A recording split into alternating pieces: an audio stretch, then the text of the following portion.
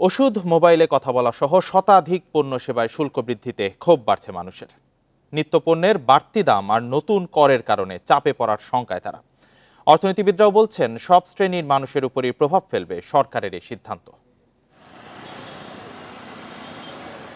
ব্যবসায়ীদের রেস্টুরেন্ট বন্ধের হুঁশিয়ারির কয়েক ঘণ্টা পরই ভ্যাট ও সম্পর্ক শুল্ক আইনে ব্যাপক পরিবর্তন এনে অধ্যাদেশ জারি করেছে সরকার, যা এরই মধ্যে কার্যকর হয়েছে। ঔষধে কর 2.4% থেকে 3% করা হয়েছে। মোবাইল ফোনে কথা বলা ও ইন্টারনেট ব্যবহারে সম্পূরক শুল্ক বেড়েছে 3%। বিভিন্ন ফলের রস, সাবান, ইলেকট্রোলাইট ড্রিঙ্কসের সম্পূরক শুল্ক 5 থেকে 15% করা হয়েছে। এমনিতেই চালসহ বেশ কিছু নিত্যপণ্যের বাড়তি দামে অস্বস্তি আছে। কর বৃদ্ধিতে আরও চাপে পড়ার শঙ্কায় সাধারণ মানুষ। করার ফলে একটু প্রভাব পড়বে, একটু না বাড়ানো উচিত আর কি। মনে করি যদি না বাড়ায়, যদি একটু এভাবে রাখা যায়, স্থিতিশীল রাখা যায়, তাহলে সবার জন্য ভালো হবে। আমাদের কি হবে না হবে তারাই ব্যাখ্যা দিক, আমরা ভালো থাকবো না মন্দ থাকবো ওরাই দিক, কারণ এখন তো সবকিছু দায় দায়িত্ব বর্তমান সরকারের। মূল্যস্ফীতি এখনো 10% বেশি। সব মিলিয়ে ক্ষোভ বাড়ছে সাধারণ মানুষের সেন্টিমেন্ট হবে তো এই বিষয়টাতে নিয়ে মানুষের খানার উপরে যখন 5% বাড়াই দিয়েছে ভ্যাট ট্যাক্স। সাথে সাথে যদি এটার আমি নিম্নয়ের মানুষের প্রতি কিছু ভর্তুকি দিব, বিভিন্ন রকমের সুবিধা দিতে পারে, তাহলে হয়তো মার্কেট কন্ট্রোল করতে পারবে।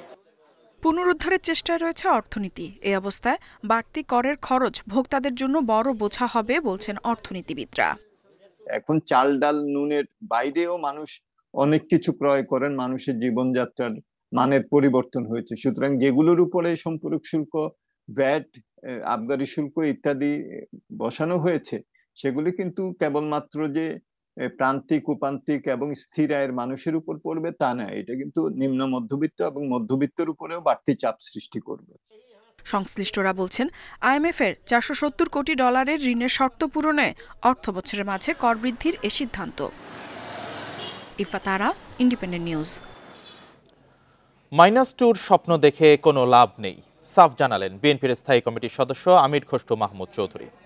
বিএনপিকে রাজনীতি থেকে সরানো যাবে না। দলটির মহাসচিব বলছেন, দেশের নতুন যাত্রায় অরাজনৈতিক ঐক্য দরকার। এদিকে 71-এ জামাতের ভূমিকা নিয়ে বাকযুদ্ধের পরও দলটির সাথে বিএনপির দূরত্ব বাড়েনি বলে মনে করেন নেতারা। 1/11-র পর থেকেই বাংলাদেশের রাজনীতিতে আলোচিত শব্দ -2। দুই প্রধান দলের শীর্ষ নেতাকে রাজনীতি থেকে সরানোর চেষ্টা হয় তখন।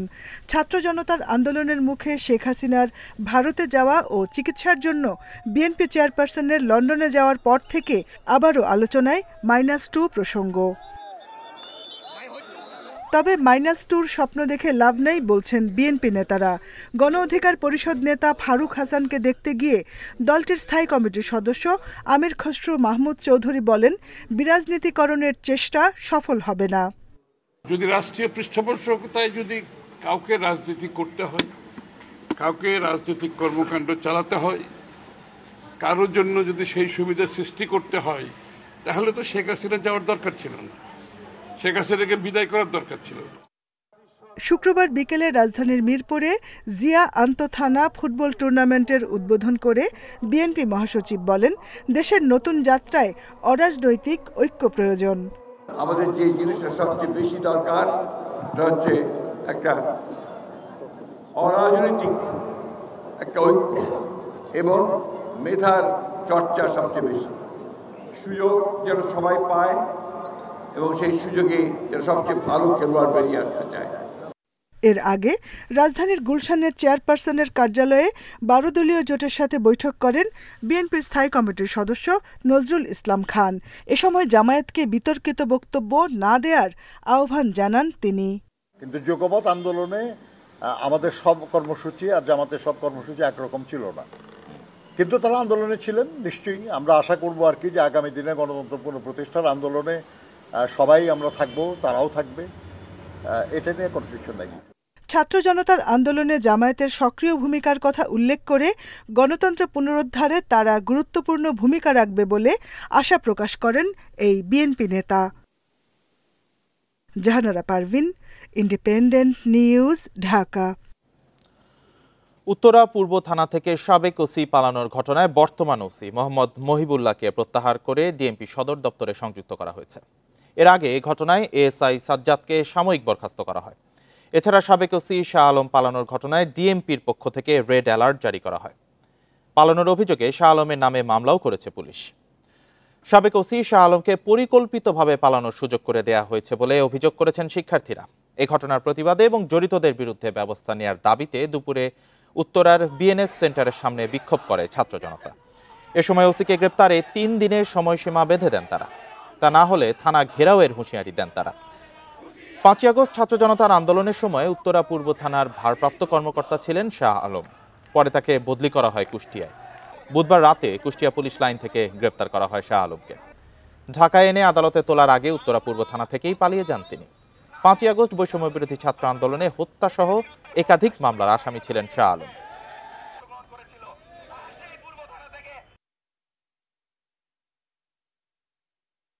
থানা হেফাজত থেকে একটা খুনের আসামি, গণহত্যার আসামি পালিয়ে যাচ্ছে, মনে হয় যেন এটা একটি বাংলা সিনেমার নাটক। এই নাটক দেখিয়ে এক খুনি আর এক খুনিকে সহযোগিতা করেছে।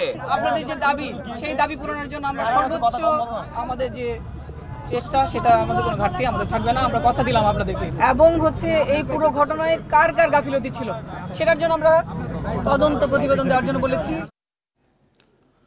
ঢাকা মেডিকেল কলেজের মর্গের হিমাগারে জুলাইয়ে নিহত 6টি অশনাক্ত মরদেহের সন্ধান পেয়েছে বৈষম্যবিরোধী ছাত্র আন্দোলনের গণ অভ্যুত্থান বিষয়ক বিশেষ সেল।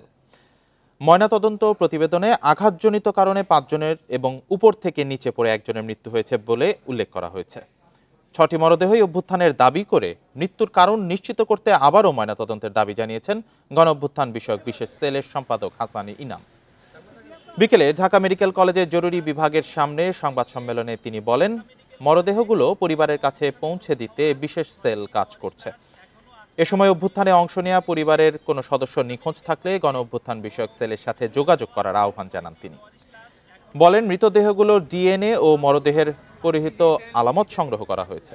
এই মুহূর্তে সবগুলো মরদেহ ঢাকা মেডিকেল কলেজে ফরেনসিক হিমাগারে রক্ষিত আছে।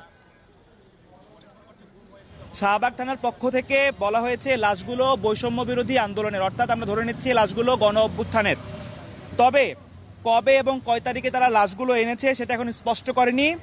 আমরা গণ অভ্যুত্থান সেলের পক্ষ থেকে জানাচ্ছি, উল্লেখিত বয়সের কেউ যদি মিসিং থাকেন তবে তারা এবং তার পরিবারের সদস্যরা জুলাই গণ অভ্যুত্থান বিষয়ক সেলে যোগাযোগ করার জন্য আমরা এই লাশগুলো তার পরিবারের কাছে ফিরিয়ে দেওয়ার জন্য সর্বাত্মক চেষ্টা করব।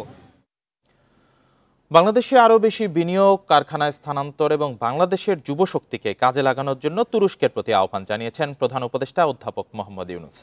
বৃহস্পতিবার রাষ্ট্রীয় অতিথি ভবন যমুনায় তুরস্কের বাণিজ্য মন্ত্রী অধ্যাপক ডক্টর ওমের বলাতের সাথে বৈঠকে এই আহ্বান জানান তিনি। প্রধান উপদেষ্টা বলেন, দুদেশের মধ্যে সম্পর্ক খুব ভালো। পারস্পরিক সহযোগিতার মাধ্যমে বিভিন্ন ক্ষেত্রে স্বপ্নের সম্পর্ক গড়ে তোলাই লক্ষ্য। এজন্য তুরস্কের প্রযুক্তি এবং বিনিয়োগ প্রয়োজন। এ সময় তুর্কি বাণিজ্য মন্ত্রী অধ্যাপক ডক্টর ওমের বলাত বলেন, প্রতিরক্ষা শিল্প, স্বাস্থ্যসেবা, ওষুধ এবং কৃষি যন্ত্রপাতির ক্ষেত্রেও অর্থনৈতিক সহযোগিতা গড়ে তোলা প্রয়োজন।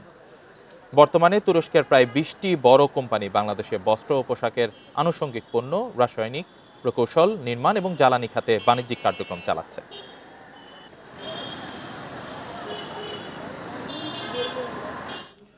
কক্সবাজারে খুলনার স্বেচ্ছাসেবক লীগ নেতা ও সিটি কর্পোরেশনের সাবেক কাউন্সিলর গোলাম রব্বানী টিপু হত্যার ঘটনায় মামলা দায়ের করা হয়েছে।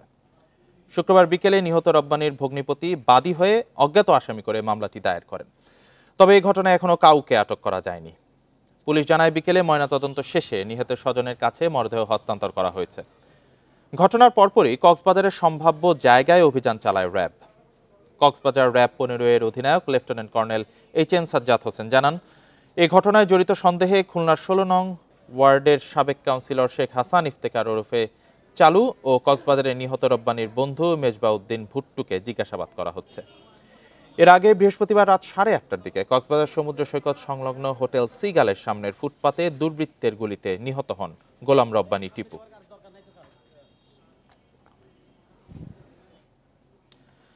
তবলিগ জামাতে মাওলানা সাদের অনুসারীদের কার্যক্রম নিষিদ্ধের দাবিতে বিক্ষোভ মিছিল করেছে জুবায়েরপন্থীরা। শুক্রবার বাদ জুমা জাতীয় মসজিদ বাইতুল মোকাররমের উত্তর গেট থেকে মিছিলটি বের করা হয়। এর আগে হয় সংক্ষিপ্ত সমাবেশ। এ সময় বক্তারা বলেন, টঙ্গীর ইজতেমা মাঠে হামলার দায়ে সাতপন্থীদের সব কর্মকাণ্ড নিষিদ্ধ করতে হবে। একই সাথে টঙ্গীতে প্রাণহানিতে জড়িতদের জামিন বাতিল করে দ্রুত বিচারের দাবি জানান তারা। বলেন, হামলাকারীদের বিচার না হওয়া পর্যন্ত সাতপন্থীদের কোনো কার্যক্রম করতে দেয়া হবে না। 31 জানুয়ারি থেকে ইস্তেমার ঘোষণা দেন মাওলানা জুবায়েরের অনুসারীরা। সাতপন্থীদের কোনো ইস্তেমা করতে দেয়া হবে না বলেও হুঁশিয়ারি দেওয়া হয় বিক্ষোভ মিছিল থেকে। তোমাদের বাধা দেই না, কিন্তু কাজ করবা কাদিয়ানিয়ার মাইজবান্ডারির মতো কাকরাইলের ইস্তেমার ময়দানকে ব্যবহার করবা আর একদিনের জন্য দেওয়া হবে। এবার আর কোনো আপোষের জন্য না, খুনিদের বিচারের জন্য আন্দোলন হবে। গণতন্ত্রের প্রতি শ্রদ্ধা হাসিল হয়ে সকল মসজিদে শুধু একমাত্র ওলামায়ে তত্ত্বাবধানে তাকলিফ চলবে, আর কোনো তাকলিফ চলতে দেওয়া হবে না। মাল্টায় 2 দফা নাগরিকত্ব চেয়ে প্রত্যাখ্যাত হয়েছেন বাংলাদেশের ক্ষমতাচ্যুত প্রধানমন্ত্রী শেখ হাসিনার সামরিক উপদেষ্টা তারিক আহমেদ সিদ্দিকের স্ত্রী শাহিন সিদ্দিক। ফাঁস হওয়া নথির বরাত দিয়ে প্রতিবেদনে তথ্য জানিয়েছে ব্রিটিশ সংবাদ মাধ্যম দ্য ফিনান্সিয়াল টাইমস। প্রতিবেদনে বলা হয়, অর্থ পাচার ও দুর্নীতির অভিযোগ থাকায় 2013 ও 2015 সালে 2 দফায় মাল্টার নাগরিকত্ব পেতে ব্যর্থ হন শাহিন সিদ্দিক। 2015 সালে তারিক ও শাহিনের মেয়ে বুশরা সিদ্দিকের নাগরিকত্বের আবেদনও খারিজ করে মাল্টা সরকার। শাহিন সিদ্দিক প্রচ্ছায়া নামে একটি প্রতিষ্ঠানের চেয়ারপারসন ছিলেন। প্রতিষ্ঠানটির বিরুদ্ধে খাস জমি দখলের অভিযোগ উঠেছিল গণমাধ্যমে। শাহিন সিদ্দিকের আরেক পরিচয়, তিনি যুক্তরাজ্যের অর্থনীতি বিষয়ক মন্ত্রী টিউলিপ সিদ্দিকের চাচি। টিউলিপ বাংলাদেশের ক্ষমতাচ্যুত প্রধানমন্ত্রী শেখ হাসিনার বোন শেখ রেহানের মেয়ে। এই ছিল এখনকার সংবাদে। ধন্যবাদ।